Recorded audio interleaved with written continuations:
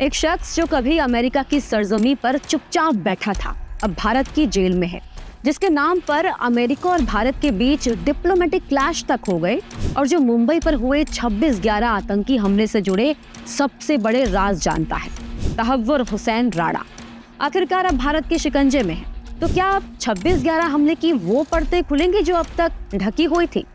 इस वीडियो में हम आपको बताएंगे तहव्वुर हुसैन को भारत लाने के लिए यूपीए सरकार की चुप्पी से लेकर मोदी सरकार के जिद तक की कहानी।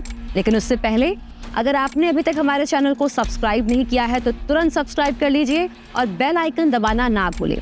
इसी वीडियो का पार्ट 1 हमारे चैनल पर ऑलरेडी अपलोडेड है, तो उसको देखने के लिए ऊपर दिए गए आई बटन पर क्लिक कर सकते हैं या फिर डिस्क्रिप्शन में उसका लिंक भी देख सकते हैं। तो आइए शुरू करते हैं।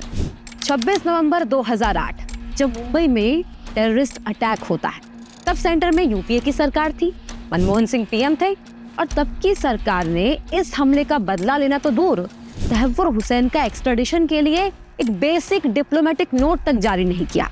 इस चुप्पी को अमेरिका के फॉर्मर प्रेसिडेंट बराक ओबामा ने भी महसूस किया। उन्होंने अपनी बुक अ प्रॉमिस्ड लैंड में भी इसका जिक्र किया था कि भारत सरकार तहव्वुर हुसैन की एक्स्ट्राडिशन के लिए सीरियस ही नहीं थी। अपनी बुक में बराक ओबामा ने बताया कि पूर्व प्रधानमंत्री मनमोहन सिंह 26/11 के बाद पाकिस्तान पर कार्रवाई करने से बचते रहे। उन्हें डर था कि इससे देश में एंटी मुस्लिम सेंटिमेंट बढ़ेगा और बीजेपी को पॉलिटिकल फायदा मिल सकता है।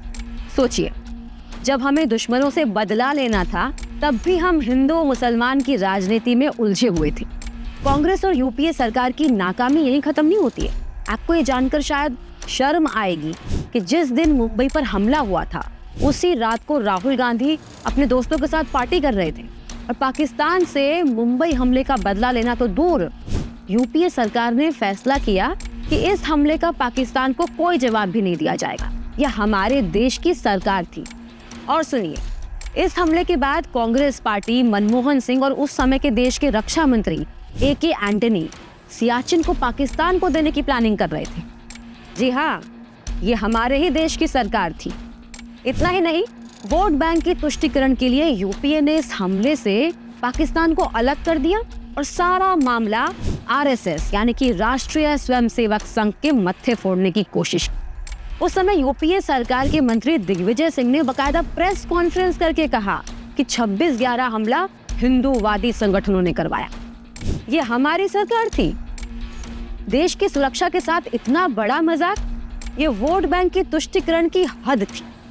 Nowhere in this book or nowhere in Mr. Mushrif's book you will see the involvement of the Pakistani terrorists in 26/11। कार्रवाई निश्चित तौर पे अशोक सिंघल के खिलाफ कार्रवाई होना चाहिए, क्योंकि ये वो मानसिकता है जिस मानसिकता से ये सारे लोग ग्रस्त हैं। हिंसा इनका चरित्र है, हिंसा इनका व्यवहार है और नफरत इनकी स्ट्रेटेजी है। Their RSS activists with their connivance, I am again repeating, with their connivance and support are participating in acts of terror। और सुनिए, 26/11 हमले में हिंदूवादी संगठनों का हाथ है, ये साबित करने की यूपीए सरकार को इतनी जल्दी थी कि 26 नवंबर को हमला होता है और 2 दिसंबर को एक बुक रिलीज हो जाती है जिसका नाम है RSS का षड्यंत्र 26/11।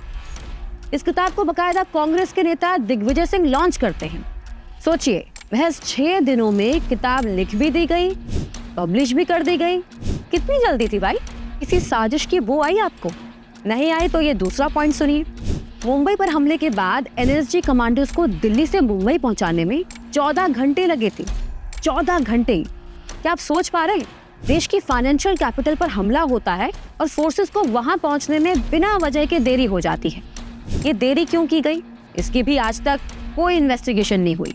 तीसरा पॉइंट सुनिए, जिस दिन यह हमला हुआ उस दिन यूपीए सरकार का पूरा होम मिनिस्ट्री के जो ऑफिशियल्स थे वो पाकिस्तान टूर में थे।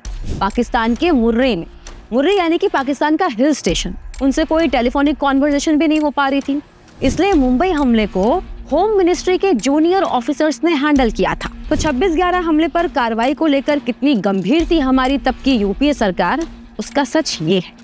और अब आइए आपको बताते हैं कि तहव्वुर हुसैन को भारत लाने के लिए भारत सरकार और जांच एजेंसी ने कैसे जी तोड़ मेहनत की। लेकिन उससे पहले तहव्वुर हुसैन के केस की टाइमलाइन जान लीजिए। तहव्वुर हुसैन को भारत लाने के लिए भारत सरकार हाथ पर हाथ धरे नहीं बैठी थी। 2011 में NIA ने तहव्वुर हुसैन के खिलाफ चार्जशीट फाइल की। 2019 में पहली बार अमेरिका से तहव्वुर हुसैन के एक्स्ट्रैडिशन की मांग की गई। 2020 में तहव्वुर हुसैन की गिरफ्तारी की मांग की गई। 2021 में भारत ने यूएस जस्टिस डिपार्टमेंट को नोट भेजा। 2021 में अमेरिकी अदालत में तहव्वुर हुसैन के एक्स्ट्रैडिशन के लिए भारत ने सबूत पेश किए और फिर शुरू हुई एक लंबी कानूनी लड़ाई। मतलब तहव्वुर हुसैन को भारत लाने के लिए भारत ने अमेरिका में एक लंबी कानूनी लड़ाई लड़ी। भारत सरकार का इरादा साफ था कि अगर 26/11 का आरोपी जिंदा है तो उसे भारत की जेल में होना चाहिए।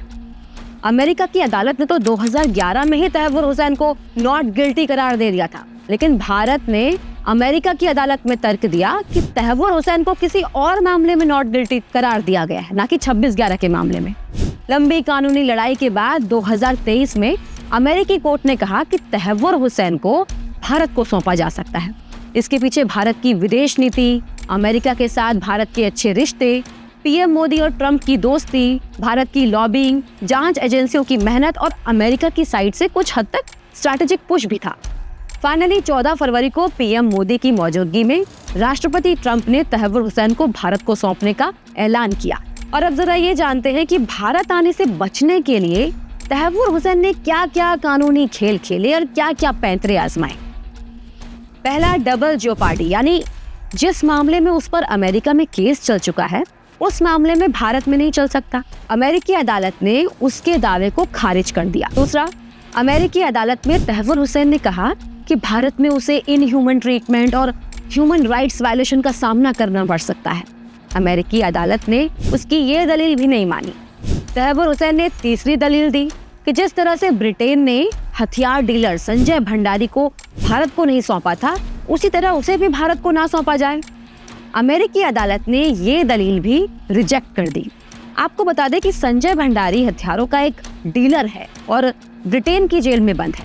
ब्रिटेन की अदालत ने उसे भारत भेजने से ये कहकर मना कर दिया था कि अगर उसे तिहाड़ जेल में रखा गया तो उसकी जान को खतरा हो सकता है। तो तहव्वुर हुसैन फिर भी नहीं माना। उसने अमेरिकी अदालत में पिटीशन दायर करके सरकार के एक्स्ट्राडिशन आदेश को ही चुनौती दे डाली, लेकिन यहाँ भी उसे मुंह की खानी पड़ी। इसके बाद तहव्वुर हुसैन अमेरिका के सुप्रीम कोर्ट के पास गया, लेकिन यहाँ भी उसकी दाल नहीं गली। फिर तहव्वुर हुसैन ने अमेरिका के चीफ जस्टिस के सामने अपना एक्स्ट्राडिशन रोकने की मांग की, लेकिन यहाँ भी हार का ही सामना करना पड़ा। तो फाइनली तहव्वुर हुसैन अब भारत की जेल में है। लेकिन असली सवाल ये है कि क्या अब वो राज सामने आएंगे जो 26/11 की सबसे डार्क रियलिटी थी?